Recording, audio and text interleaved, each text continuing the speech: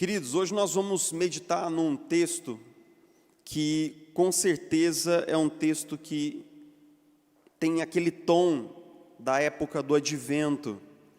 Isaías capítulo 9,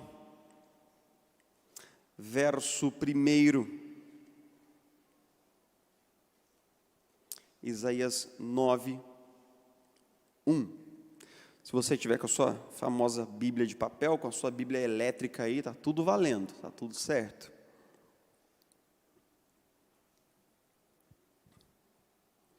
Isaías, livro do profeta Isaías, capítulo 9, verso 1, onde nós lemos assim: Contudo, não haverá mais escuridão para os que estavam aflitos. No passado, ele humilhou a terra de Zebulon e de Náftali, mas no futuro honrará a Galiléia dos gentios, o caminho do mar junto ao Jordão. O povo que caminhava em trevas viu uma grande luz, sobre os que viviam na terra da sombra da morte, raiou uma luz. Fizeste crescer a nação e aumentaste a sua alegria. Eles se alegram diante de ti, com os que se regozijam na colheita, como os que exultam quando dividem os bens tomados na batalha.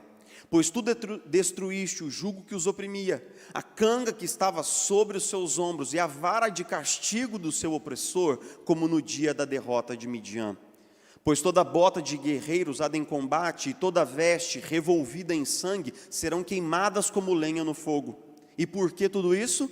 Porque um menino nos nasceu, um filho nos foi dado, o governo está sobre os seus ombros. Ele será chamado Maravilhoso, Conselheiro, Deus Poderoso, Pai Eterno, Príncipe da Paz. Ele estenderá o seu domínio e haverá paz sem fim sobre o trono de Davi e sobre o seu reino estabelecido e mantido com justiça e retidão, desde agora e para sempre. O zelo do Senhor dos Exércitos fará isso. Final de ano pode ser uma época de muitas luzes, e de muitas festas, e de muita comilança, e que coisa boa, né? Aí eu já estou preparando já minha aura para a leitoa do final do ano da minha sogra, que é uma bênção que Deus colocou na minha vida. Digo minha sogra, não a leitoa, né? Agora, tendo em vista toda essa coisa boa do final de ano, essa aura boa do final de ano, ainda assim pode ser uma época um tanto, digamos assim, introspectiva, porque quando a gente vai finalizando o ano, a gente vai fazendo balancetes. E vocês vão reparar que quando a gente acumula mais invernos e verões na nossa jornada, esse balancete de final de ano ele vai ficando um quanto mais denso. A gente vai se perguntando assim, como foi esse ano? Entrei esse ano desejando emagrecer, desejando ler a Bíblia, desejando ter mais comunhão com Deus. Eu entrei esse ano com a meta de aprender uma nova língua, de começar um novo curso, mas como eu termino esse ano? Por exemplo, pode ser que naquele ano, nesse ano específico, você tenha entrado determinado a colocar o seu casamento num lugar certo, no qual você sabe que ele nunca esteve. É possível. É preciso que você diga assim, eu não vou passar mais um ano da minha vida perrengueando na minha relação, agora eu vou dar jeito nesse trem aqui. Pode ser que você tenha entrado o ano tentando colocar de uma vez por todas alguma solução, ainda que provisória, mas aumentada na sua relação com seus pais. É possível. E como nós chegamos no final do ano?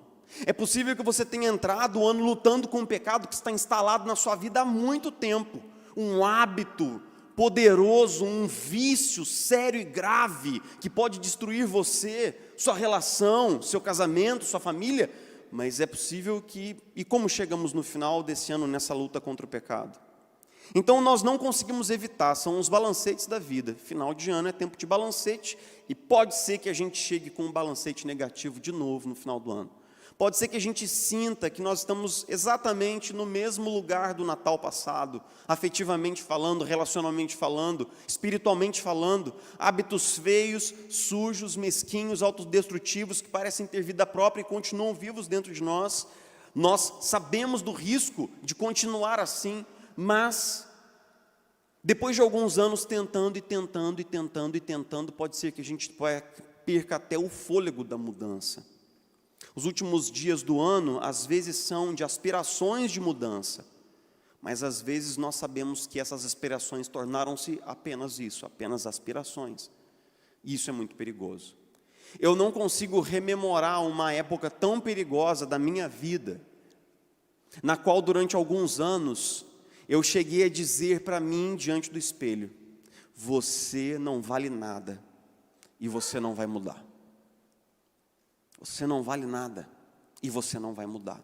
É muito ruim quando a gente perde a perspectiva da possibilidade de mudança pessoal, para nós, dentro do casamento, na família, no trabalho. Então, nós muitas vezes podemos terminar o final do ano nos sentindo reféns. É bem possível. Pode ser real para você. Isaías viveu num tempo que você e eu podemos entender e empatizar. Ele foi um profeta, mais ou menos entre 740 a 700 a.C., e ele foi um profeta do Reino do Sul. Antes da gente entrar no texto, eu tenho que praticamente explicar coisas miúdas, mas assim, da ordem do dia, para você conseguir, junto comigo, mergulhar no texto e entender o texto. Nesse momento aqui, o povo de Deus, que começou como um povo, as 12 tribos de Jacó, lá na tomada da terra prometida, sob a liderança de Moisés, depois de Josué, eles agora haviam passado por um cisma, por um racha. A nação havia se quebrado em duas: o reino do norte, com 10 tribos, chamado Israel, e o reino do sul, com 2 tribos, chamado Judá. Isso aconteceu logo após o reinado de Salomão. E então nós temos algumas nações ali no entorno, mais especificamente nessa história, a Síria, cuja capital era Damasco, dos sírios, e a Assíria, cuja capital era Nínive, para onde Deus depois envia o profeta Jonas. Então nós temos 4 players no campo. Nós temos Israel, reino do norte; Judá, reino do sul; a Assíria, dos crudelíssimos assírios; e a Síria. Qual é o problema? O problema é que, mais ou menos quando Isaías começa o seu ministério, tanto a Assíria quanto a Síria, elas começam a se armar fortemente e fazer campanhas militares de expansão, tomando terras dos vizinhos que estão ao redor. Então, está anunciado um clima de tensão internacional, está anunciado um clima de guerra contra tanto o reino do norte quanto o reino do sul. Quando Isaías inicia o seu ministério, os assírios já haviam tomado boa parte das terras do reino do norte. E no final das contas, o que aconteceria seria que Deus enviaria um profeta atrás do outro para dizer para aquele povo assim: vocês estão sendo derrotados pelos seus inimigos porque vocês estão vivendo em pecado. Se vocês não emendarem as vidas de vocês, vocês vão continuar sofrendo até o ponto em que não exista mais uma nação aqui. Ou seja, Deus enviou um profeta atrás do outro dizendo assim: olha, coloque em ordem a sua casa, coloque em ordem a sua vida. Vocês estão sacrificando aos ídolos, vocês estão praticando o abuso da violência contra a viúva, contra o órfão, vocês estão pisando na bola comigo, se esquecendo de mim, o seu Deus. E um profeta veio, outro profeta veio. O que aconteceu no reino do norte? Eles não ouviram, não obedeceram e foram dizimados pelos seus inimigos. Os assírios, no final das contas, eles invadem o reino do norte, matam todos os homens competentes para a guerra, e ali simplesmente praticam um dos maiores genocídios da história. Os israelitas, o povo do reino do norte, quase desaparece da face da terra completamente. Mais tarde, os primos que vêm daquelas relações entre assírios e israelitas serão os samaritanos, e é por isso que os judeus no Novo Testamento odeiam tanto os samaritanos. Eles são como os primos que se misturaram com o inimigo, os primos que casaram com os inimigos do povo de Deus. Então Isaías está precisamente nesse lugar, e nós descobrimos que nos capítulos 7º e 8º, o que está acontecendo? Isaías está vendo o povo do reino do norte ser destruído por causa do seu pecado, da sua rebeldia a Deus. Então ele vem e fala ao coração do rei Acás, que é o coração do reino, é o rei do reino do sul, dizendo assim: olha, nós precisamos voltar ao Senhor, nós precisamos voltar para Deus com todo o coração, porque senão o que aconteceu lá acontecerá aqui. E o que nós descobrimos no capítulo 7º e 8º é que, em vez do povo voltar-se para Deus, o rei continuava endurecido, e ao invés de confiar em Deus, ele fez o quê? Fez uma aliança com um rei da Síria para combater os seus inimigos, ou seja, ele não confiou em Deus, mas foi fazer política suja por debaixo dos panos, e o povo de Deus, ao invés de buscar a Deus no templo, eles estavam consultando os mortos, consultando médiuns e se envolvendo com religião de ocultismo e sacrifício aos ídolos. Então a liderança estava perdida, estava em pecado, o povo estava em pecado, e Isaías dizendo assim: isso vai dar ruim, isso vai dar ruim. Deus está falando, ouçam o que Deus está falando, obedeçam a Deus, isso vai dar ruim. E então, ele inicia, nesse texto do capítulo 9, falando sobre 3 grandes regiões, 3 grandes províncias do Reino do Norte, dizendo assim: aquele pessoal agora está vivendo no meio das trevas, eles estão vivendo numa terra de escuridão, Zebulon, Naftali. Por quê? Porque eram as regiões nos quais os israelitas viviam em paz, mas os assírios vieram, mataram, estupraram, destroçaram, humilharam e fizeram tantas atrocidades e opuseram um jugo de opressão sobre aquele povo. Os assírios, eles eram tão cruéis que eles tinham a prática de arrancar a pele do homem dele vivo inteira e fazê-lo correr na areia do deserto. Eles estupravam sistematicamente todo tipo de pessoa do sexo feminino, desde a mais tenra idade até a maturidade. Os assírios eram conhecidos por uma crueza, por um tipo de vilania na prática da guerra que era quase que único no mundo antigo. Então, naquela região onde os profetas exortaram e as pessoas não ouviram, eles estavam vivendo muito mal. Eles estavam vivendo debaixo de terror. Porque ao invés de se voltar para Deus e de ouvir para Deus, eles tinham endurecido seu coração para Deus. Você sabe que uma das frases que os pais falam muito ao longo da caminhada entre pais e filhos é uma frase, uma sentença que começa com "eu te falei". Não tem isso? Não tem um troço desse assim? A mãe vai e fala, né, para você levar o guarda-chuva, aquela coisa, o casaquinho, você não leva, aí você chega ensopado em casa, aí a sentença assim, mas eu te falei para você levar o guarda-chuva, eu falei para você, não sei o que, não tem isso. Esse "eu te falei" é uma dinâmica de nós ouvirmos um comando ou um conselho e fazer algo totalmente diferente. Por que nós fazemos isso quando nós somos adolescentes? Para provar que nós estamos certos e que nossos pais não sabem de nada. E que nós, recém-ingressos na existência humana, sabemos como a vida funciona, a despeito dos nossos pais serem mais velhos do que nós. Mas essa mesma pegada, nós às vezes transmitimos para a nossa relação com Deus. Nós ouvimos a Deus, Deus nos instrui com amor, nós ouvimos a instrução de Deus, mas, no entanto, todavia e contudo, nós nos rebelamos, nós não fazemos aquilo que Deus nos comanda na sua palavra. Note que Deus nos instrui como um ato de amor, a extensão do amor de Deus é a instrução de Deus. Assim como um pai educa o seu filho, não como uma função meramente pedagógica, mas como uma extensão do amor, da mesma maneira, Deus nos ama, por isso nos instrui.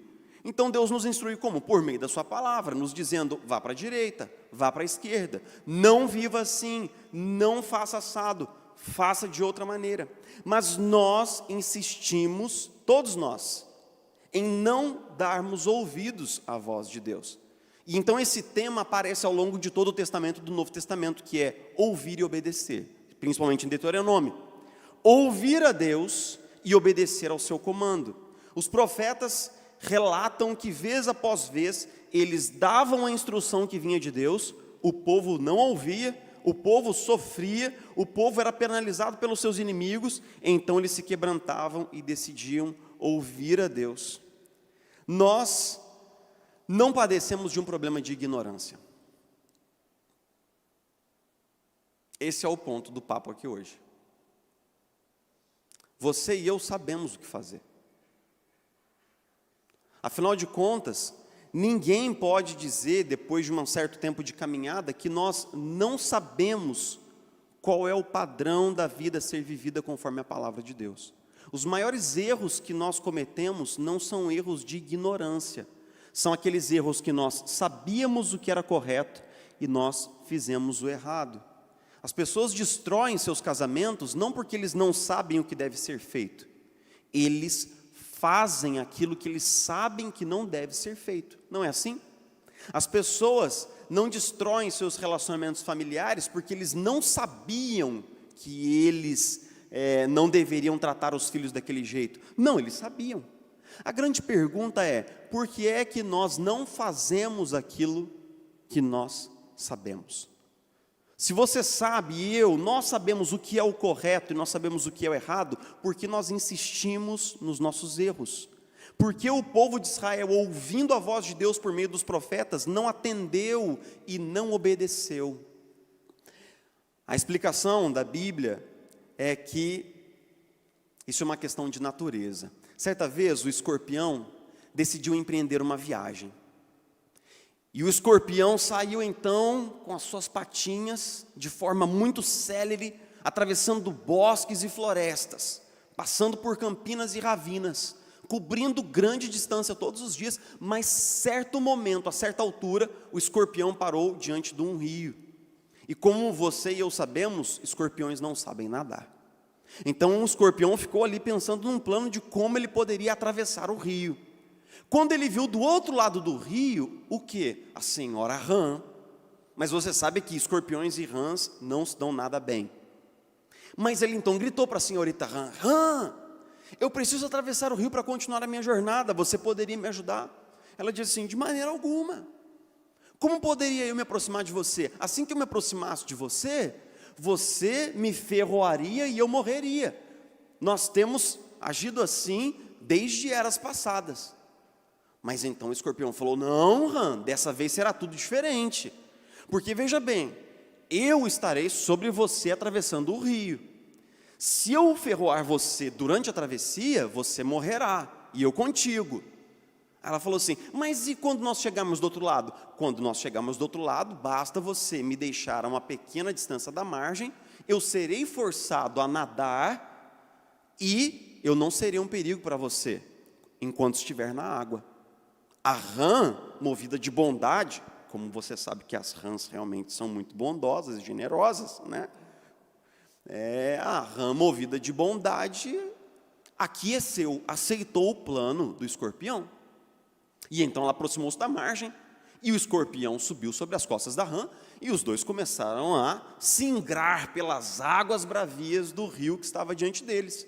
A certa altura, a rã sentiu uma fisgada aguda nas costas. Olhando assim, repentinamente e assombrada, ela viu que o escorpião naquela hora recolhia o ferrão que havia usado para ferroar a rã. E ela então gritou: tolo, nós dois morreremos aqui agora, você selou o nosso destino. E o escorpião disse com uma voz triste, mas serena: eu sinto muito, mas eu não posso. Eu descobri que eu não posso contrariar a minha própria natureza. Por que é que nós sabemos o que é errado, mas ainda assim fazemos? Por que é que nós sabemos como devemos viver para Deus, no casamento, para os filhos e para o outro, e nós não fazemos? Porque existe uma natureza profunda, aguda, séria dentro de nós que se chama pecado.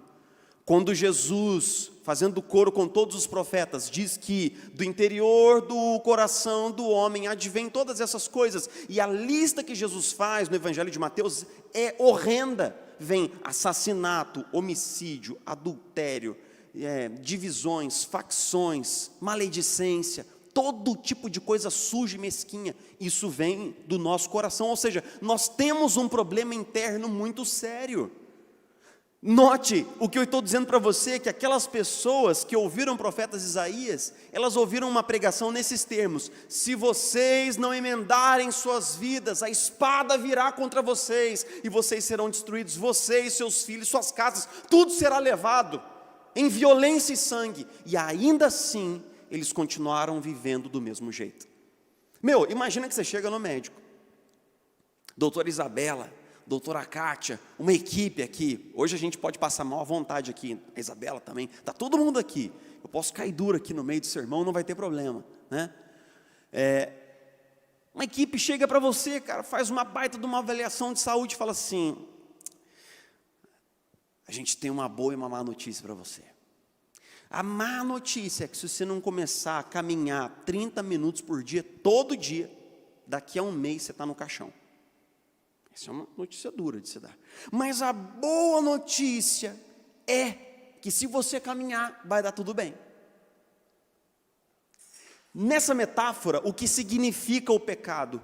Significa uma força tão profunda dentro de nós, que nos amarra no sofá, comendo Cheetos e assistindo Netflix. Você não caminha e morre. É isso mesmo. Então, de certa maneira, a história do escorpião nos fala que nós estamos falando sobre uma questão de natureza. Aquele povo foi destruído por causa da natureza pecaminosa. Porque os motivos não estão fora de nós, estão dentro de nós, sempre. Nós somos reféns do nosso próprio instinto pecaminoso. E esse mal sempre nos leva numa rota de autodestruição. Se nós somos reféns da nossa própria natureza, assim como aquele povo era, qual pode ser a solução?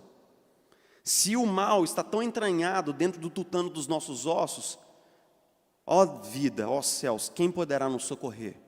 Nessa hora, nem o Chapolin Colorado poderá fazer alguma coisa relevante por nós. Nós precisamos de uma solução mais drástica. E ela, de fato, vem. Quando Isaías escreve essa profecia, aquele povo estava sofrendo por causa do seu pecado. Eles haviam sido mortos, muitos deles, por causa da sua rebeldia. Mas, depois de dizer assim, para o povo que está lá em Zebulon e Náftali, vivendo tempos de trevas e de escuridão, eu tenho uma boa notícia: a luz vai raiar sobre eles. Virá um facho de luz. E ele então começa a descrever um quadro de pós-guerra. Ele fala assim: já não haverá lança, já não haverá atrocidade, as vestes de guerra serão queimadas, não haverá mais conflito. Então ele começa a prometer um tempo de paz, ele começa a prometer um tempo de luz, e por fim ele começa a prometer um tempo de liberdade para aquelas pessoas que estavam vivendo lá. Ele começa a pintar um quadro maravilhoso para aquelas pessoas que estavam sofrendo por causa dos seus pecados. Ele começa a dizer que haverá luz sobre eles, e que eles se alegrarão, e que haverá prosperidade, haverá florescimento, haverá um reino eterno de paz. E aí então nós perguntamos: mas como tudo isso acontecerá?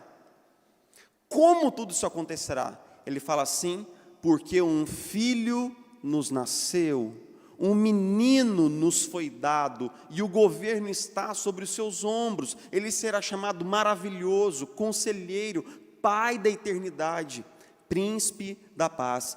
E então ele começa a falar sobre como todas as promessas de Deus se cumpririam por meio do nascimento de uma criança. E isso é muito singular. Nós podemos esperar que Deus fosse enviar um cavaleiro cheio de poder, um rei cheio de glória, mas não. Quem vai resolver toda a situação é o nascimento de um bebê, o nascimento de uma criança. Essa criança virá portando o reino, ela virá com o governo sobre os seus ombros, essa criança virá com uma realeza. Nós identificamos pelo texto que ela é da dinastia de Davi, e que ela, sendo da dinastia real, ela tem um caráter divino, e ela vai instaurar um novo momento de paz, um novo momento de luz, um novo momento de justiça. Então eu quero que você pense comigo no final dessa reflexão, como Deus é diferente nos seus caminhos. Nós poderíamos esperar que Deus fosse consertar aquela situação de caos nacional, trazendo um exército, trazendo um rei político, militar, mas Deus iniciou um novo período na história do seu povo, por meio de uma criança. Há 2000 anos nossos olhos se voltam para o presépio.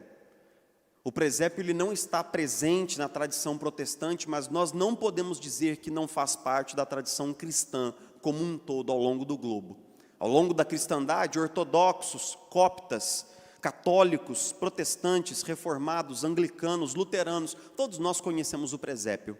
Presépio representa aquele lugar um tanto hostil, sujo, um tanto inglório, no qual Jesus nasceu e foi depositado num coxo. Um coxo mesmo, no qual os animais comem. E ali nós vemos vaquinhas, um jumento, ovelhas, pastores, nós vemos os magos chegando com presentes, como no hino que nós cantamos, nós vemos uma turba de pessoas e no meio de tudo aquilo uma singela criança, uma criança indefesa. Nós vemos os presépios, mas nós não deparamos com o que está sendo pregado a nós por meio do presépio. O presépio, cumprindo a profecia de Isaías 9, tem para nós uma mensagem. E qual é? A primeira coisa é o seguinte: nós precisamos mesmo de um Salvador. Mesmo. Não é brincadeira. Nós precisamos mesmo de um Salvador. Se eu e você formos deixados ao curso da nossa natureza, nós seremos como um escorpião. Nós seremos levados por um instinto que no final das contas vai destruir tudo que nós mais amamos. Seu casamento, sua relação com seus filhos, sua relação com seus pais, sua carreira, tudo será destruída pelas atitudes levadas e conduzidas pelo instinto pecaminoso. Então nós precisamos mesmo de um Salvador. Quando a Bíblia diz que nós somos pecadores e que a nossa condição é muito mais grave do que a gente consegue entender, ela está falando a verdade, é real. Se você e eu formos deixados ao curso da nossa natureza, tudo o que virá é destruição, lamento. A segunda coisa é que o presépio nos lembra de que o Salvador é um bebê. Eu costumo muitas vezes discipular cristãos que foram criados em tradições cristãs, sejam elas católicas, protestantes, não importa, mas o fato é que nós refletimos pouco sobre o que cremos. É muito chocante o expediente de Deus para nos salvar, não é? Deus, Filho eterno com o Pai, da mesma substância, diz o credo niceno, tornou-se um bebê de carne e osso, amamentado por Maria. Como é possível isso? Como é possível que Deus tenha escolhido a fraqueza e a vulnerabilidade de uma criança para nos salvar de nós mesmos? Isso é maravilhoso e é tremendo. É tremendo como Deus fez um caminho longo da sua glória até a manjedoura, mas um caminho muito mais penoso da manjedoura até a cruz para a nossa salvação. Nós precisamos de um Salvador, e o nosso Salvador é Jesus. Homem, Deus, humano, vulnerável, fraco, exposto.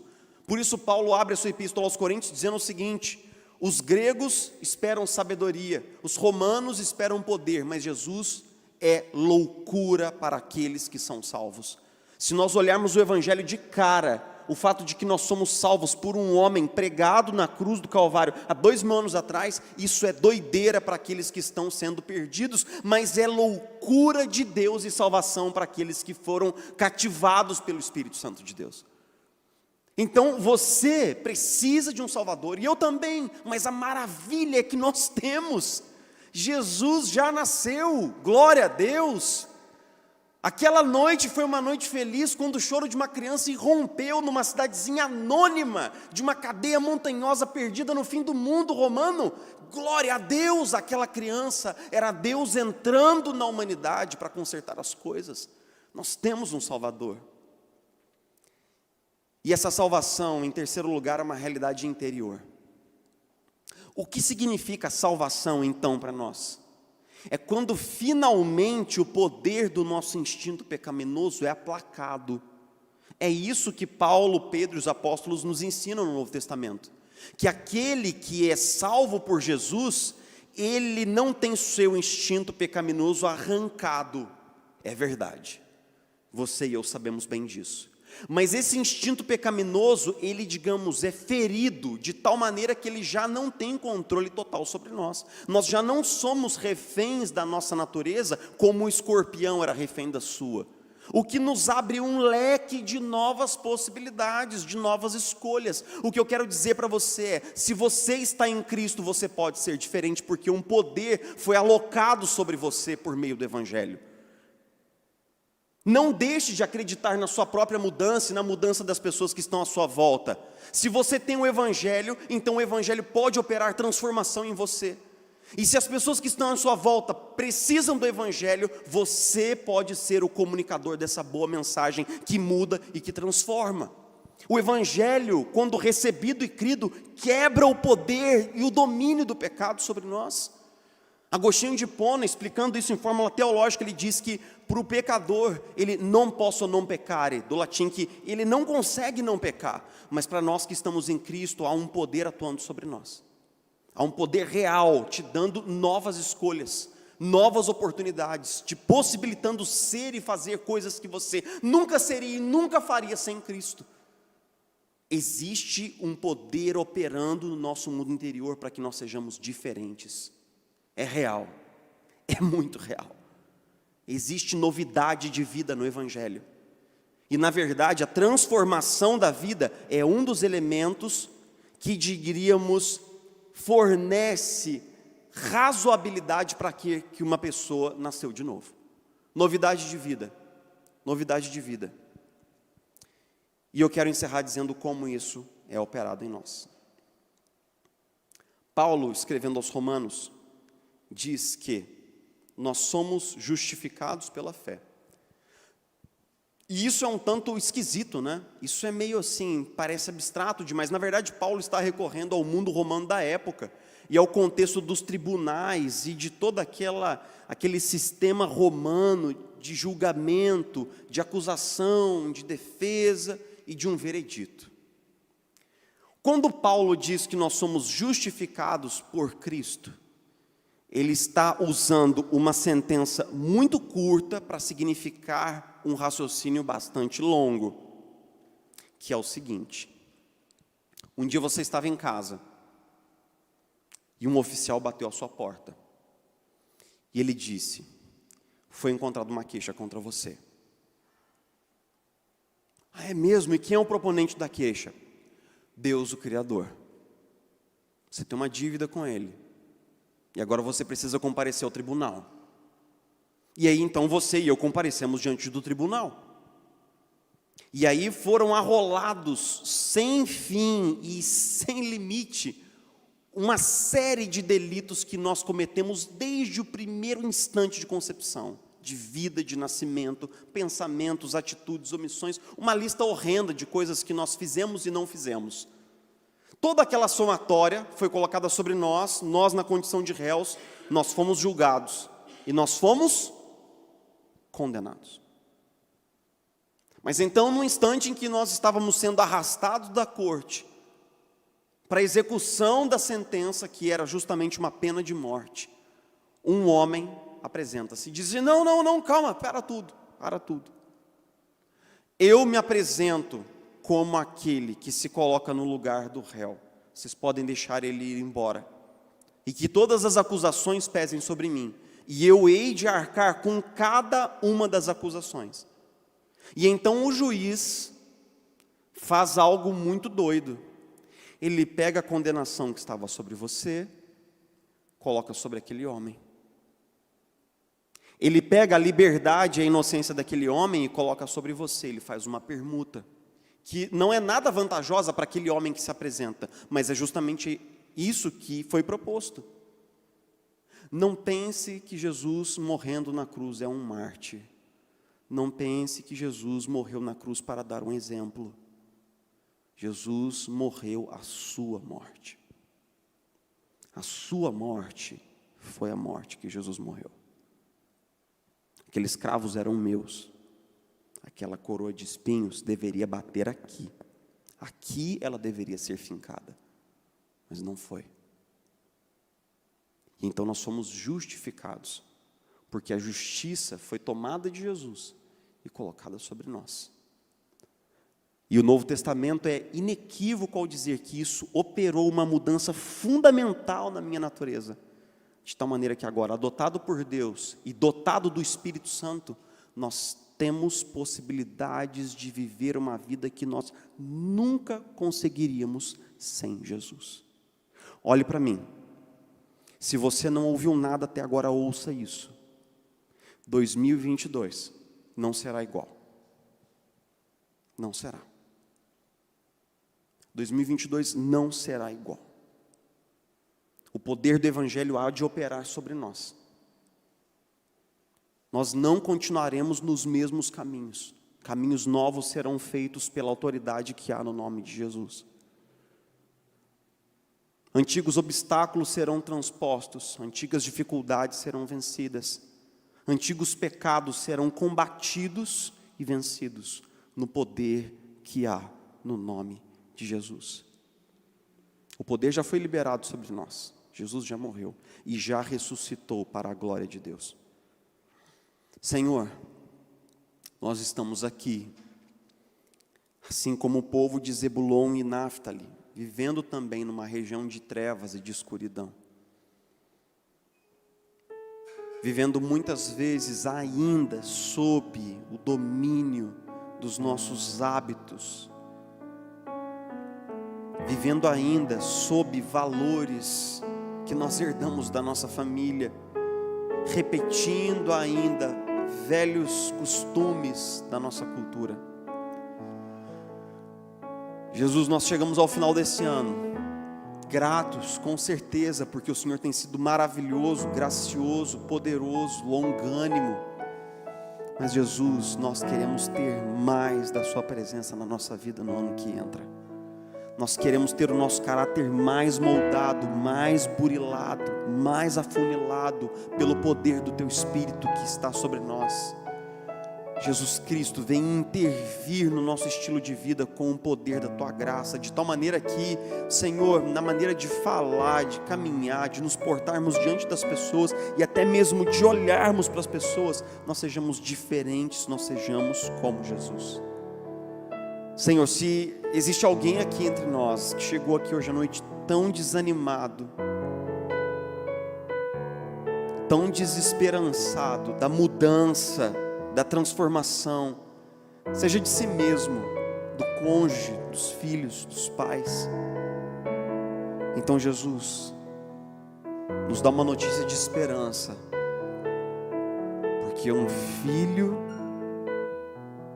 nos foi dado, o menino já nasceu, o governo está sobre os seus ombros, ele será chamado maravilhoso, Pai da eternidade, Príncipe da paz, Deus forte. Ele será Emanuel, Deus conosco. Ele é o servo sofredor em quem nós não víamos nenhuma formosura. Nós o julgávamos por aflito e afligido de Deus, mas Ele levou sobre si os nossos pecados, as nossas iniquidades foram colocadas sobre Ele, as suas pisaduras, suas feridas é que nos trazem paz. Eis que vem, ó Sião, o teu rei, montado num humilde jumentinho. Montado num humilde jumentinho. Sim, maldito todo aquele que for pregado ao madeiro. Jesus, obrigado. Você foi prometido, você foi esperado, você pisou na história. E você não só nasceu tão humilde na manjedoura, podendo nascer em tantos berços de ouro, você optou pela manjedoura, para que humilde no seu nascimento, você pudesse lavar os nossos pés e morrer nossa morte na cruz. Jesus, nós ficamos estupefatos diante do seu amor, nós ficamos perplexos diante da sua graça. Seu amor nos constrange, seu amor é o bastante para derreter o gelo empedernido que há no nosso coração. Obrigado, Jesus. Obrigado. Faz novos caminhos para os nossos pés nesse ano que entra, Senhor. Nos ajuda. Sozinhos nós não conseguimos. Nós não temos os recursos, nós não temos o poder, nós não temos. Jesus, vem de novo sobre nós com o Teu Espírito, como um vento impetuoso, Senhor, fazendo tremer as estruturas da nossa vida de tal maneira que ela seja refeita pelo poder do Teu Espírito. Senhor, existe mais da Tua glória a ser derramada sobre nós, existe mais do Teu caráter a ser aperfeiçoado em nós. Nós sabemos disso E é justamente isso que nós pedimos agora. Tem piedade de nós. Segura a nossa mão, mais humano, na tua presença. Em nome de Jesus.